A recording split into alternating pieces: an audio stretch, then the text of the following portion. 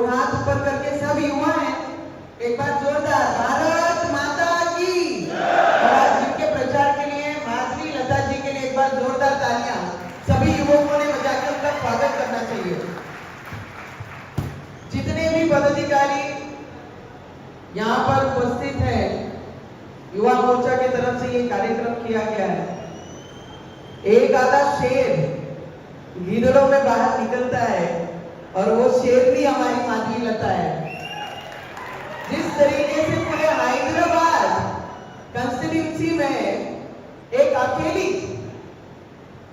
जो मुगलों के राज से राज करते आए हैदराबाद में, उनके सामने खड़े रहकर अपने हिंदू का विचार, हिंदुत्व क्या है हैदराबाद में, नहीं तो अगर ऐसे लड़ने वाले अगर इस देश में नहीं होते और भारतीय जनता पार्टी नहीं होती तो हैदराबाद को कब से इन्होंने पाकिस्तान बना दिया होता। और उस पाकिस्तान को अगर बनने से रोकना है तो माधवी लता जी को, हमको सभी हिंदुओं को एक होकर उनको मतदान करना है। अरे हम लोगों ने सभी लोगों के पास जाकर ये कहना है, अरे हिंदुओं जागो, अब तो जागो, हिंदुओं को जागने की बारी आ गई है। और जिस तरीके से हमारे माधवी लता जी ने पिछले कई दिनों से काम किया है, जो लड़ाई की है, जो संघर्ष कर रहे हैं, जो मेहनत कर रहे हैं, सबसे पहले तो सभी भारतीय जनता पार्टी के सभी पदाधिकारी का दिल से अभिनंदन करना चाहूंगी कि 11-12 लाख की लोक संख्या के सामने हमने लड़ना कैसा। एक बात सभी युवकों ने अपने दिमाग में गांठ मारनी चाहिए कि जब हमारा इतिहास ही 200 वर्षों का अगर ये देश के सरकार बता रही है तो हमारे हिंदुओं का इतिहास कौन बताएगा। जो 2000 से भी कई ज्यादा इतिहास हिंदू के संत और भगवान रखते हैं। ये मुगलों के राज में पिछले कई वर्षों से అందరికీ తెలుసు, నేను 11-12 ఇయర్స్ తెలుగు ఇండస్ట్రీలో వర్క్ చేశాను. అని దీని తర్వాత చాలా ఇయర్స్ నంతర్ ఇప్పుడు నేను మళ్ళీ తెలంగాణ వచ్చాను. అని వస్తే ఒక షేర్నీ కోసం క్యాంపెయినింగ్ करने కోసం నేను ఇక్కడ వచ్చాను. అందుకనే అందరికీ రిక్వెస్ట్ చేస్తున్నాను कि युवक అంటే ఏంటి, युवक अगर युवकों ने सोच लिया, वो छोटा भाई बड़ा भाई ना, छोटा और बड़ा, छोटा बोलता है कि पुलिस को 15 मिनट हटा दो तो हम दिखाएंगे बोले कि क्या कर सकते हैं। छोटे को मेरा कहना है तेरे को 15 मिनट लगेंगे छोटे, और हमको सिर्फ 15 सेकंड लगेंगे। 15 सेकंड पुलिस को हटाया, 15 सेकंड अगर पुलिस को हटाया तो छोटे को बड़े को ये पता नहीं लगा कहां से आया और कहां को गया। सिर्फ 15 सेकंड लगेंगे हम लोगों को जिस दिन हम मंच पे आ गए। तो आपको ये बताना चाहती हूँ, देश के प्रधानमंत्री नरेंद्र मोदी जी पिछले 10 वर्षों में जिस तरीके से इस देश के लिए काम कर रहे हैं, पूरे विश्व में आज हिंदुओं को सबसे ज्यादा सम्मान देने का काम अगर किसी ने किया है तो वो हमारे आदरणीय प्राइम मिनिस्टर मोदी जी ने किया है। हर मंच पे उन्होंने दिखाया है राम मंदिर को पिछले 500 वर्षों से जो न्याय नहीं दे सके ऐसी कांग्रेस पार्टी जिसके साथ बैठने का काम एमआईएम करती है, डमी कैंडिडेट देकर हैदराबाद की कॉन्स्टिट्यूंसी को ये दिखाते हैं कि कांग्रेस भी हमारी जात भाई है, हमारी रिश्तेदार है, हमारे खून से मिलती है करके कांग्रेस का उम्मीदवार डमी देते हैं। अरे दम है ना, अपने घर में तो कुत्ता भी शेर होता है, हमारे घरों में आके देखो, हम बताएंगे तुम्हारी औकात क्या है। और जिस तरीके से मैं सभी अपने हिंदू भाई बहनों को, सबको जो इस देश को प्यार करता है, जो देश की आस्था से प्यार करता है, देश के लिए अपने जान देने को तैयार है, सबने गांठ मारना चाहिए कि इस बार ये लड़ाई माधवी लता से ज्यादा इस देश के सम्मान की लड़ाई है। देश को 5वें स्तर से 3रे स्तर पे लाने की लड़ाई है। अब की बार इस देश की लड़ाई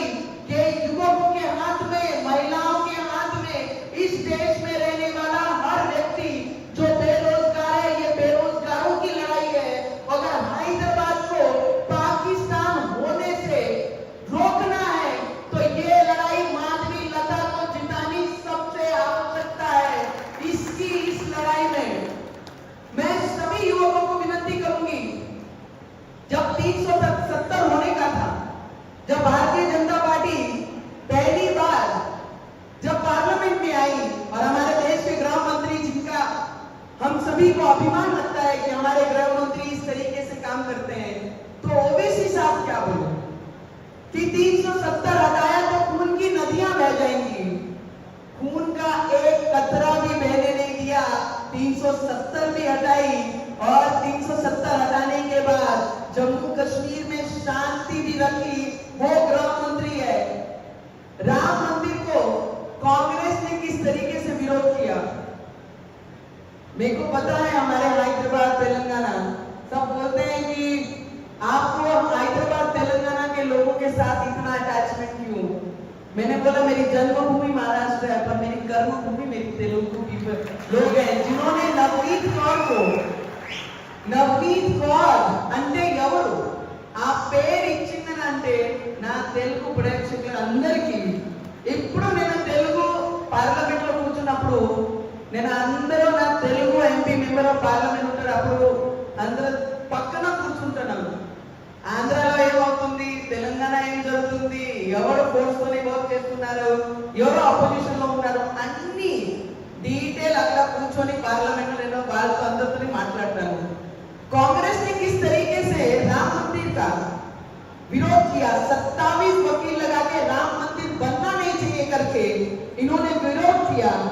और तब भी ओबीसी जी ने बोला कि राम मंदिर कभी नहीं बनेगा, बाबरी थी, बाबरी है और बाबरी रहेगी। अरे बाबरी कभी अस्तित्व में आ ही नहीं सकती।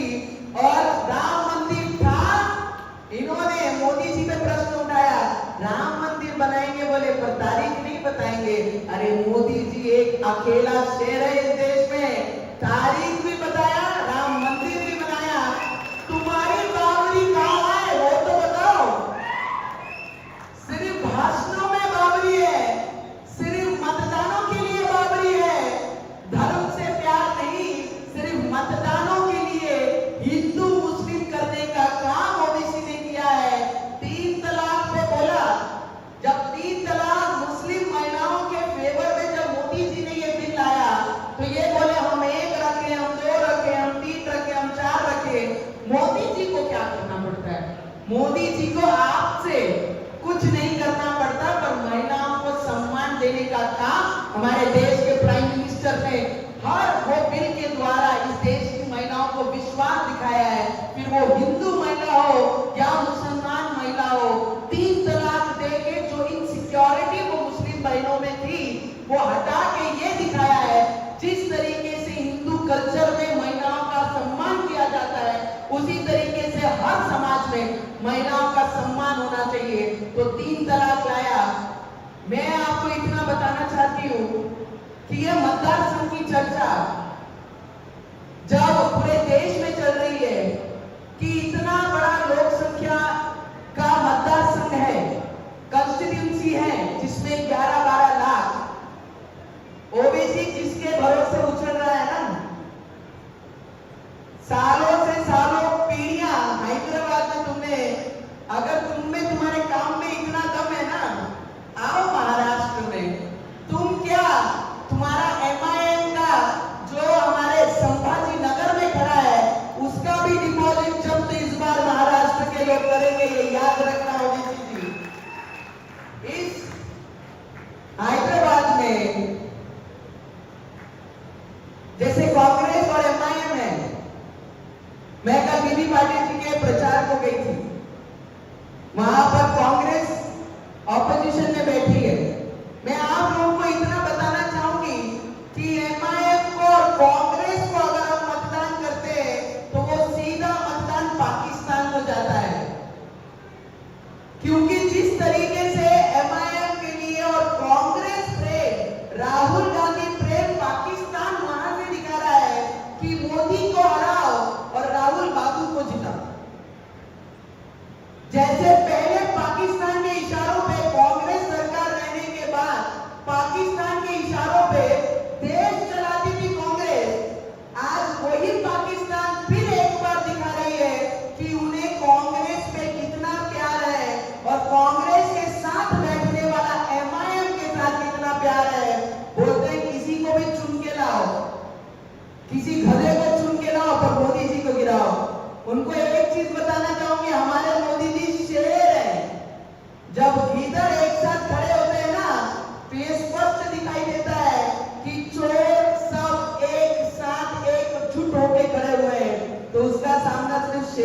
कर सकता है। गीदड़ हमेशा गीदड़ ही रहता है और शेर हमेशा शेर ही रहता है। मैं आप लोगों को जितने युवक हैं यहाँ पर ऐसी जगह पे लड़ना, मैंने कहा ना अपने घर में तो कोई हर कोई शेर होता है, दूसरे के मतदार संघ में दूसरे कॉन्स्टिट्यूंसी में आके दिखाना तो आपको पता लग जाएगा कि आपकी कितनी लायकी है, दूसरे एरिया में आके आप लड़ सकते हैं। मैं युवकों का रजाकार, उनका ऑफिस वो दारुल सलाम ऑफिस है। बोलते हैं सरकार किसी की भी हो तेलंगाना में, डिसीजन कहां से होते हैं? दारुल सलाम से होते हैं। दारुल सलाम को अभी कांटा मारना है। क्या करना है? सभी युवकों से पूछ रही, दारुल सलाम को क्या करना है? क्या करना है? और यहाँ पर जो हिंदू की बात करेगा वही हैदराबाद में राज करेगा। मैं आप लोगों से, सभी युवकों से विनती करूंगी कि इस कॉन्स्टिट्यूंसी को देखते हुए पूरे देश में इस कॉन्स्टिट्यूंसी पे नजर है, तो मैं सभी महिलाओं से भी विनती करूंगी कि मतदान जो परसेंटेज है वो परसेंटेज कैसा बढ़ना चाहिए। हर युवकों ने अपने खून के हर एक बूंद में हम भगवादारी हैं, ये लेकर मतदान के दिन बाहर निकलना है। अरे 3 दिन नहीं सोए तो कुछ नहीं होगा, पर देश के हित में हम सभी को ये भगवे के लिए काम करना है, ये सभी युवकों ने याद रखना चाहिए। और एक एक मतदान हमारे लोगों का बाहर निकलना चाहिए। वो कितने भी कांग्रेस के डमी लोग खड़े करते हैं, पर हमारा हिंदू इस बार हारना नहीं चाहिए। उसकी जवाबदारी सभी युवकों ने, सभी महिलाओं ने लेना चाहिए और परसेंटेज ये बढ़ना चाहिए। हम लोगों को भूख लगती है, हम लोगों को धूप लगती है, हम लोगों को इलेक्शन के दिन छुट्टी लगती है और छुट्टी के दिन हम लोगों को परिवार के साथ छुट्टी मनाने जाना है। इस बार नो छुट्टी, नो धूप, नो धूप। इस बार सिर्फ मतदान होगा तो देश के हित में होगा। इस बार मतदान करना है तो हैदराबाद को पाकिस्तान बनाने से रोकने के लिए होगा। इस बार मतदान करना है तो माधवी लता को, हमारी शेरनी को इस देश के पार्लियामेंट में भेजने के लिए होगा। इस बार मतदान अगर वोटिंग करना है तो हैदराबाद के सभी हिंदुओं को जगाने के लिए होगा। मैं आप लोगों से, सभी युवकों से विनती करूंगी कि आपकी बार, सभी युवकों से विनती, आपकी बार, सभी का हाथ ऊपर, आपकी बार 400 बार करना पड़ेगा, नहीं तो बोलेंगे राहुल बाबू को प्राइम मिनिस्टर बनाना है क्या? सपने में भी कभी नहीं बन सकता क्या? जिस राहुल बाबू को 52 वर्ष लगते हैं समझदार होने के लिए, तो वो देश कब चलाएगा? वो देश कब चलाएगा? देश चलाने की ताकत तो इस देश के प्रधानमंत्री नरेंद्र मोदी जी रखते हैं। इसके अलावा इस देश को कोई नहीं चला सकता। अरे 5वें स्तर से 3रे स्तर पे लाने की ताकत अगर कोई रखता है तो इस देश का प्राइम मिनिस्टर ताकत रखता है। नरेंद्र मोदी जी इस देश को ऊपर लाने का काम कर सकते हैं। मैं आप लोगों से विनती करूंगी, जो संविधान मिट रहा है, संविधान को मिटा रहा है, संविधान को खत्म कर रहे हैं, जो नारा कांग्रेस और एमआईएम दे रही है, उन लोगों को एक चीज बताना चाहूंगी कि संविधान मिटाने के लिए किसका बाप भी ऊपर से नीचे आ गया तो भी संविधान मिटा नहीं सकते। ये चीज आप लोगों ने याद रखना, क्योंकि हमारे देश के प्राइम मिनिस्टर जब नया पार्लियामेंट बनता है तो सर पे संविधान लेके नया पार्लियामेंट में जाते हैं। अरे संविधान का सम्मान करने वाले इस देश के प्राइम मिनिस्टर है, जिन्होंने आदिवासी महिला की, आदिवासी बेटी को प्रेसिडेंट बनाया, राष्ट्रपति बनाया, तो वो संविधान बचा सकते हैं। संविधान कांग्रेस नहीं बचा सकता। सभी कांग्रेस ने हमेशा दलितों को, पिछड़ों को पीछे रखने के लिए कांग्रेस ने हमेशा काम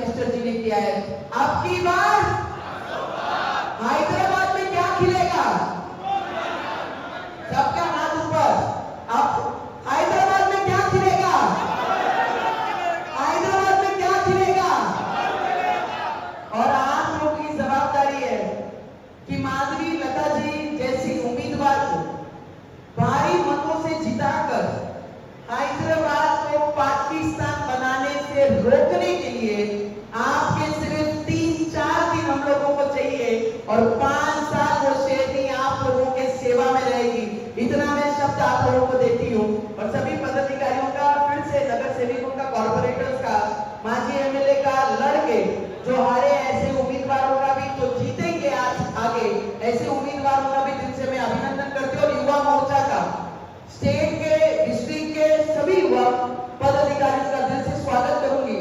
आपके वजह से हमारी माधवी लता आज इतनी मजबूती से लड़ रही है। सिर्फ मतदान निकालने की जवाबदारी आपकी है। बस इतना ही कहती हूँ, अपने शब्दों को यही विराम करती हूँ। बहुत बहुत धन्यवाद।